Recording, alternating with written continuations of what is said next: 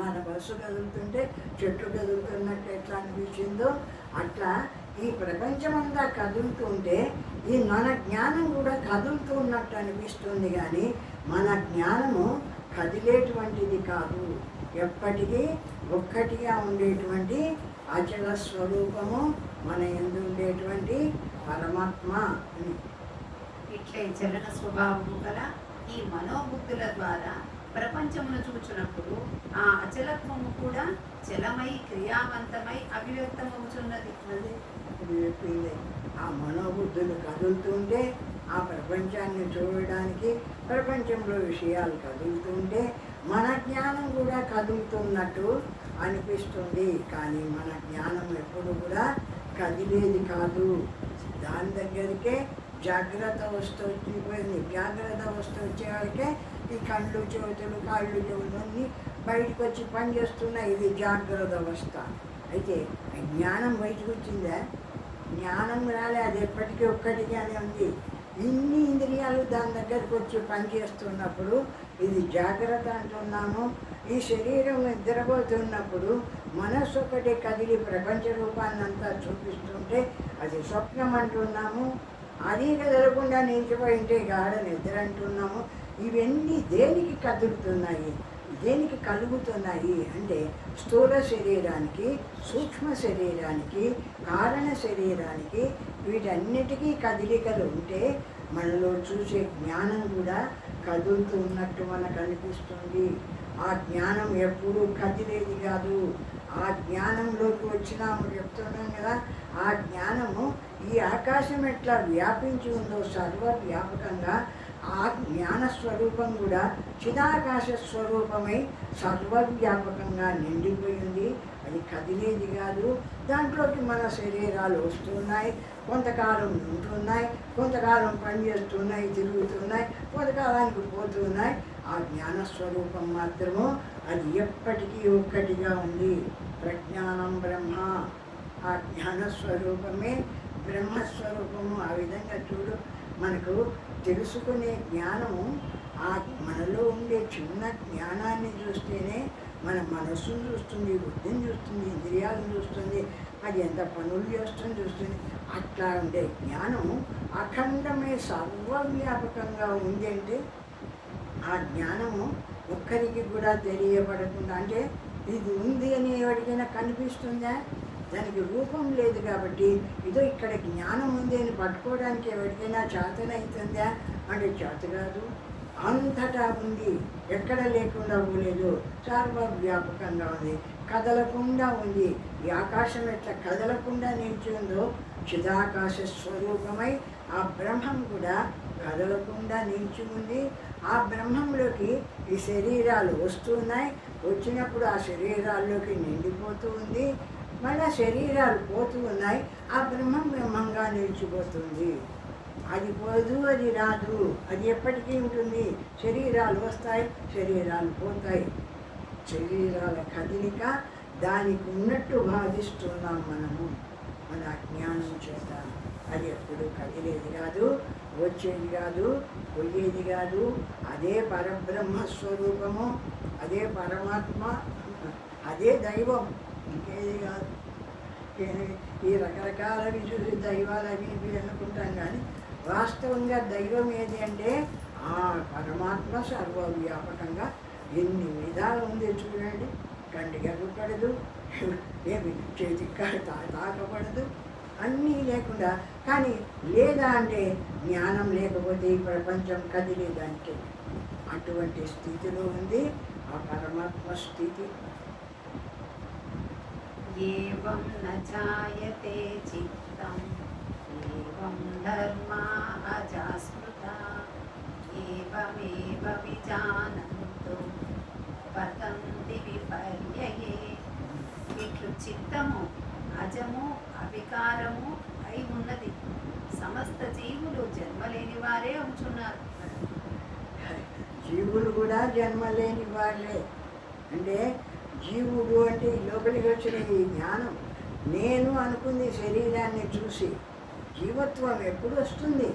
శరీరంలోకి ఈ జ్ఞానం ప్రవేశించిన తర్వాత శరీరం ఎప్పుడు ఏర్పడిందో, శరీరంలోకి జ్ఞానం ప్రవేశించిన తర్వాత శరీరాన్ని చూసి నేను అనుకుంది, శరీరాన్ని చూసి నేను అనుకుంది, తనకు కనిపించే ప్రపంచాన్ని చూసి ఇదే సత్యం అనుకుంది. అప్పుడు జీవభావం ఏర్పడుతుంది. అందుకే సీతారామాంజనేయంలో జీవభావము వైకున్న కేవలాత్ముడకుడదుగాక మరి జీవమగునే తెలియా అంటాడు సీతారామాంజనేయంలో.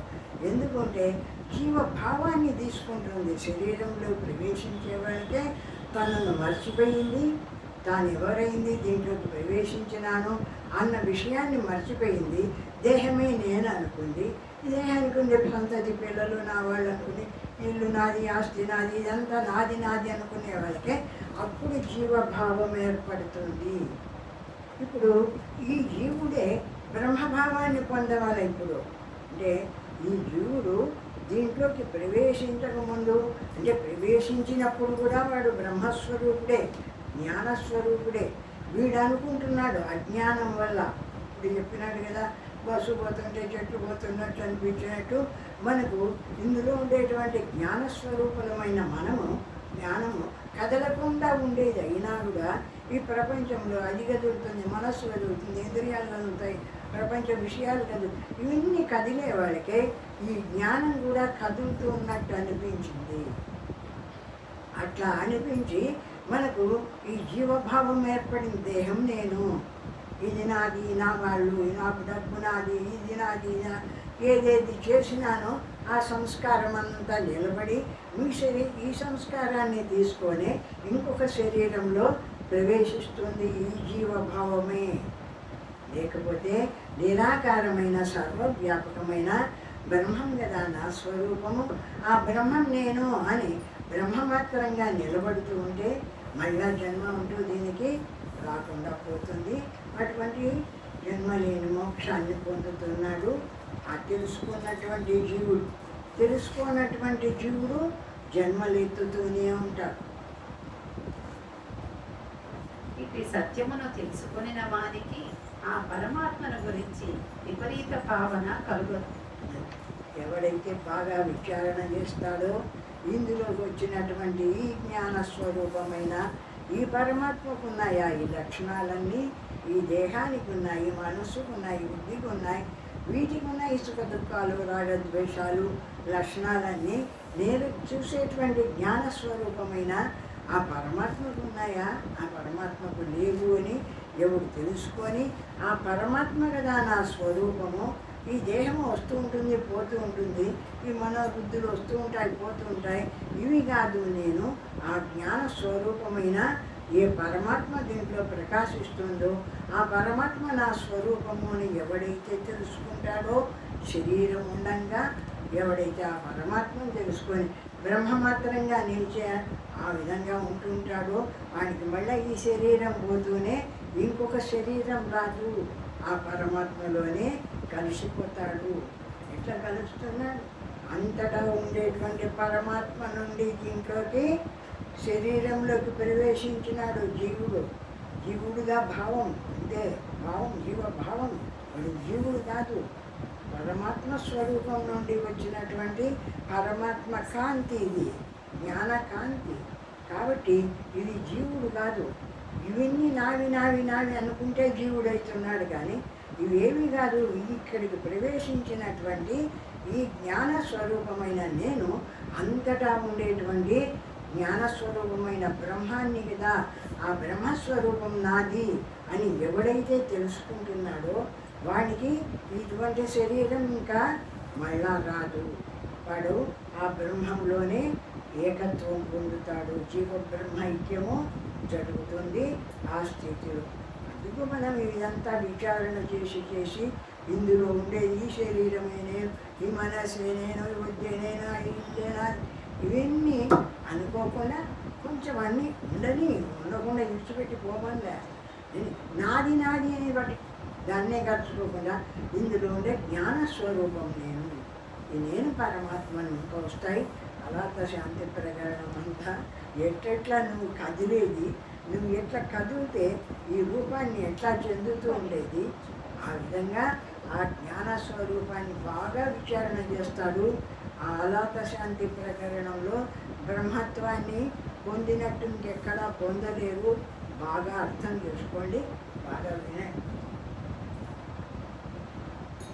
జనన మరణ రూప సంసార గర్తము నుండి విడివడి జీవుడు ముక్తుడవుటయే ఆత్మైక్యం పొందుట లేక ఆత్మను తెలుసుకొనుట. ఈ జనన మరణ రూపమైనటువంటి ఈ సంసారమని ఈ శరీరము పుడుతుంటుంది, చస్తుంటుంది. ఇది కాదు నేను, ఇందులో జ్ఞానస్వరూపుడనై ప్రకాశిస్తున్నాను చూడు. ఈ నేను పరమాత్మను అని ఈ శరీరంలో ఉండంగానే ఈ జ్ఞానస్వరూపమైన పరమాత్మను తెలుసుకోవాలి. తెలుసుకొని ఆ పరమాత్మ నా స్వరూపము అని అహం బ్రహ్మాస్మి శివోహం. ఎందుకు శివోహం శివోహం అని ధ్యానం చేయమనేది అంటే ఈ దేహం కాదు నేను, ఇందులో ఈ జ్ఞాన స్వరూపమైన ఏ పరమాత్మ ఉందో ఈ నేను అంతటా ఉండేటువంటి జ్ఞానస్వరూపుణ్ణి. శివో అంటే అంతటా ఉండేటువంటి బ్రహ్మస్వరూపము. అహము అంటే దీంట్లో నేను అంటున్నాను, దీంట్లో నేను అంటుండే నేనే అంతటా ఉండే బ్రహ్మస్వరూపాన్ని. అంతటా ఉండే బ్రహ్మస్వరూపమే దీంట్లో నేను అంటుంది. ఈ విధంగా ఈ శరీరం ఉండగానే ఈ జ్ఞానాన్ని ఎవడైతే సంపాదిస్తాడో ఆ సంపాదించినటువంటి వాడు ఈ బ్రహ్మంలో చేరి ముక్తుడవుతున్నాడు, మళ్ళా శరీరాన్ని పొందడు అని చెప్తాడు. ఆత్మజ్ఞానియకు అమృతుని దృష్టిలో పరిమితమైనది నశ్వరమైనది ఏదీ ఉండదు. జ్ఞానస్వరూపమైన అనంతమైన పరమాత్మ దృష్టిలో ఏది వాస్తవమైంది, ఇది ఎప్పటికీ ఉండేది అనేది ఏది ఉండదు. ఇదంతా కూడా అంతమైపోయేటువంటిది, వాస్తవమైంది కాదు. ఇప్పుడు మన వాళ్ళు ఎంతమంది ఉండినారు, ఎంతమంది పోయినారు, మళ్ళీ కనపడలే. ఈ విధంగా చూస్తూ ఉండగానే ఉన్నట్టు కనిపిస్తూనే కొంతకాలానికి లేకుండా పోయేటువంటి. కాబట్టి ఇది అశ్వరమైంది, వాస్తవమైంది కాదు, ఎప్పటికీ ఉండేది కాదు. ఇందులో ఉండేటువంటి ఈ జ్ఞాన స్వరూపమైన పరమాత్మ ఏది ఉందో అది ఎప్పటికీ ఉండేటువంటిది. ఈ శరీరం పోతుందే కానీ పరమాత్మ సర్వవ్యాపకంగా అట్లనే ఉంటాడు. కాబట్టి ఆ బ్రహ్మం నేను, ఆ పరమాత్మ నేను అని భావిస్తూ ధ్యానం చేసుకోవాలి. మనోబుద్ధులతో చూచుచున్న ప్రపంచమంతయు అతనికి లేనిదే అవుతున్నది. ఆ బ్రహ్మమాత్రంగా ఎప్పుడైతే బ్రహ్మత్వాన్ని పొందినాడో, ఆ బ్రహ్మమాత్రంగా నిలిచినప్పుడు ఆ మనస్సు, బుద్ధి, ఇంద్రియాలు ఈ ప్రపంచాన్ని చూపుతూ ఉంటాయి కదా, ఇదంతా కూడా వాడు వాస్తవం అనుకోడు. ఏదోలే కొంతకాలం కనిపిస్తుందిలే, ఈ శరీరంలో ఉన్నంతకాలం ఇవన్నీ ఉన్నట్టు కనిపిస్తాయి, వాస్తవమైనటివి కాదు. ఇందులో ఉన్న జ్ఞానస్వరూపమైన నేనున్నాను చూడు, నేను ఎప్పటికీ ఉండేటువంటి వాడిని, నేను నశించేటువంటి వాడిని కాదు, ఆ నేను పరమాత్మను అని ఆ విధంగా తన స్వరూపాన్ని ఎవడైతే తెలుసుకొని తన స్వరూపం యొక్క సత్యత్వాన్ని బాగా దృఢం చేసుకుంటాడో వాడికి ఈ శరీరము వాస్తవం కాదు. ఇది ఉంటుంది, ఏదో ఉంది కాబట్టి ఉన్నాడు దాంట్లో, అంతేగాని ఇదే నేను అని వాడు అనుకోడు. అతని మనోబుద్ధులను అధిగమించుట చేత సర్వవ్యాపి శుద్ధ చైతన్య రూపము పరమాత్మ తత్వము తానే అని తెలుసుకొనుచున్నాడు. ఈ మనస్సును, బుద్ధిని అధిగమించుట చేత, అధిగమించడం అంటే ఈ మనోబుద్ధులు కూడా నా చేత తెలియబడుతున్నాయి. దీన్ని దాటి దీన్ని తెలుసుకునే జ్ఞానస్వరూపుడుగా ఉన్నాడు పరమాత్మ. మనలో ఉండే జ్ఞానస్వరూపమైన పరమాత్మ చేత నీలో నీ మనస్సు తెలియబడుతుంది, నీ బుద్ధి తెలియబడుతుంది, నీ ఇంద్రియాలు తెలియబడుతున్నాయి. ఎవరికి తెలియబడుతున్నాయి? ఆ జ్ఞానస్వరూపమైన ఆ పరమాత్మకు తెలియబడుతున్నాయి. కానీ నాలో పరమాత్మ వేరే, నీలో పరమాత్మ వేరే ఉంది అంటే కాదు. పరమాత్మ మాత్రము సర్వవ్యాపకంగా ఒక్కటిగా ఉంది, జ్ఞానస్వరూపమై. నిన్న కూడా అనుకున్నాం కదా, శ్వాస పీల్చుకుంటూ ఉన్నాము. ఈ శ్వాస పీల్చుకుంటూ ఉంటే ఎంతకాలం పీల్చుకుంటారు అంతకాలం పీల్చుకుంటున్నారు. వాడైపోతేనే అది శ్వాస ఇడిచిపెట్టిపోతున్నాడు. ఎవరి సొమ్మని ఇట్లా ఈ జ్ఞానస్వరూపమైన పరమాత్మ కూడా ఎవరి సొమ్ము కాదు, పరమాత్మలోకి వచ్చినాడు. జ్ఞానంలోకి వచ్చినాడు, ఉన్ననాళ్ళు ఆ జ్ఞానంతో వాడి పనులు సవరించుకుంటున్నాడు, పోయినా పొద్దు జ్ఞానాన్ని విడిచిపెట్టినాడు, పోతుంటాడు. అంతేగాని జ్ఞానస్వరూపము అనేది అది పోయేది వచ్చేది కాదు. ఆ విధంగా మనమంతా జ్ఞానస్వరూపంలోకి వచ్చినాము, ఉన్నంతకాలం జ్ఞానస్వరూపాన్ని వాడుకుంటున్నాము. ఆ పోయినా పొద్దు ఆ జ్ఞానస్వరూపాన్ని ఇక్కడే విడిచిపెట్టి మనంతకు మనం ఎవడంతకు వాడుకోతున్నాం. అట్లా జ్ఞానస్వరూపమైన పరమాత్మ మాత్రము సర్వవ్యాపకంగా ఎప్పటికీ ఉండేటువంటిది పరమాత్మ. అటువంటి పరమాత్మ స్వరూపము మన స్వరూపము. మనం నశించేవాళ్ళం కాదు, పుట్టేవాళ్ళం కాదు. విషయాన్ని బాగా అర్థం చేసుకోవాలి. ఏది నా తత్వము, ఏది నా స్వరూపం అనేటువంటి విషయాన్ని బాగా అర్థం చేసుకోవాలి.